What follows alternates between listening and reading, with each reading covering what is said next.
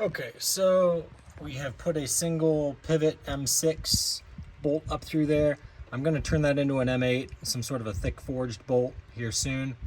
And I'm probably just going to leave it as a single bolt. I don't think there needs to be two, because what is going on here is this L beam is underneath the whole length of it. And it's more about just holding it up, and that being able to pivot allows me to set this side to side exactly where I want it, okay? And that pivot point, it's not like there's ever going to be lifting on the bed, so you only need one bolt to hold it together. It's more of like a place holding bolt. You could put two through, but having the one there so it can pivot a little bit is, I think, kind of nice. This is not screwed into the bed frame yet. The bed frame can still slide forward and backward currently, okay? So I want that bed frame to be able to get all the way against that wall over there, all right? And we still have to attach that bottom board to the bottom of the bed frame, all right? And then that board is going to be kind of like the slider that's going to sit on the what I call the sawhorse. There's going to be like a stable sawhorse down on that end, and then there will be a block that you can add to the top of the sawhorse, which makes it taller, and it makes it so that the bed is level. Or if you remove the block, the bed will go into this downward tilt where the feet are lower, okay? And that's why this had to be on a hinge. So what's going to happen is there's going to be a board that goes in here on edge, and this board that goes in here on edge is going to be taller than this metal beam. Keep in mind there's going to be a cap board that goes on top of this right here, okay?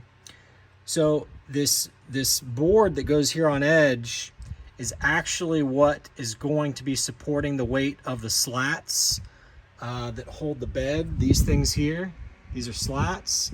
So what's going to be holding those slats, give me a second here. Let's see something.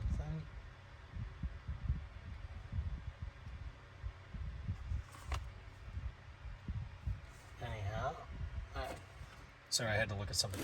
So what's going to be holding the slats is actually going to be this vertical beam that's sitting directly on the other beams. So there's going to be a leg, not necessarily this. There's just going to be like a simple leg that goes down. And so anyway, we're going to put a leg right here, I believe. And that leg is going to be supported by a beam that comes across, a horizontal beam from that top of that battery. And so it's going to tie into that leg, and it's going to hold that leg from moving at the top. The leg won't move at the bottom because it's going to be in the rubber, compressed into the rubber. I don't need to mount it into the floor. It'll be fine. This here holds everything from moving forward and backward because it's in the wall. Okay, the battery is very well secured to the ground. Sorry about this block of wood in the way. The battery is very well secured. That thing's not going anywhere. It's got the L channel on both sides. Okay, so there's going to be a beam here. I'm probably going to end up putting a beam in here, even though it's probably not necessary. I'll go ahead and do it just to support this so that the weight isn't actually on these bolts. And then there will be a beam over in here somewhere, a single beam that goes down. Okay.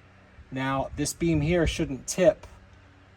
It'll just be secured through the top, and it'll be able to slide on the rubber if need be, but it shouldn't tip because the battery to here, that makes this all stable. Okay, now this one here is just only has to worry about vertical stability. So that means I've got all this open room over here where I can put, another battery, in the meantime boxes, so on and so forth. These batteries tie together, okay? If in the event I get another battery, the battery hooks directly onto the other one. These flat panels, these bolt together.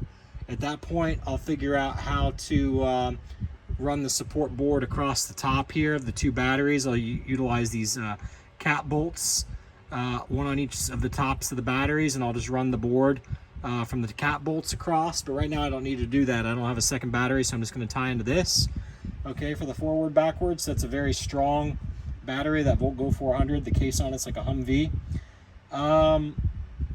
So I think we're in good shape. So really, it's more about figuring out now that I've got that single bolt in, this is all stable, and then getting this height right.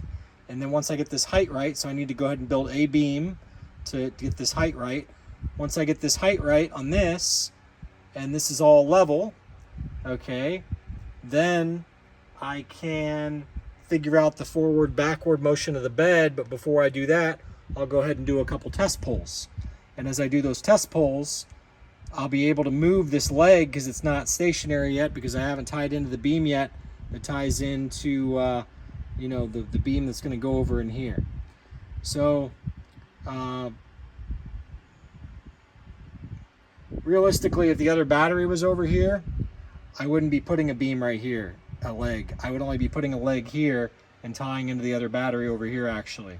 But since we don't have another battery over there to tie into, I've got to tie into the battery here, so I've got to have a leg here.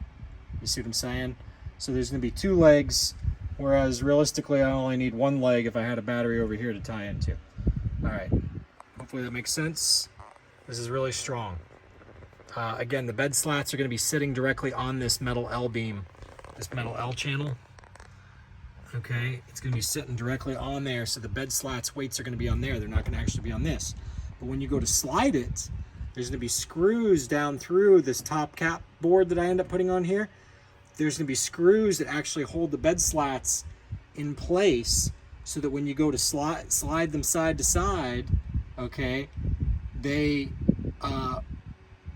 stay stationary with the bed portion that moves with the top slat. So they'll actually slide across the beam that's sat like this. They'll slide on it and they'll be fixed to this. So this is going to be a smooth, and again, I've still got to make the indent for this to slide through, but I don't know where that's going to be yet, because I still got to figure out where's the actual whole bed going to be. So it's all just kind of problem solving as I go, and I'm getting it. We're getting close now. I'm glad I got this. Really glad I tied it into the wall, because that just makes it stable to that and the battery as far as dimensions go. All right, see ya.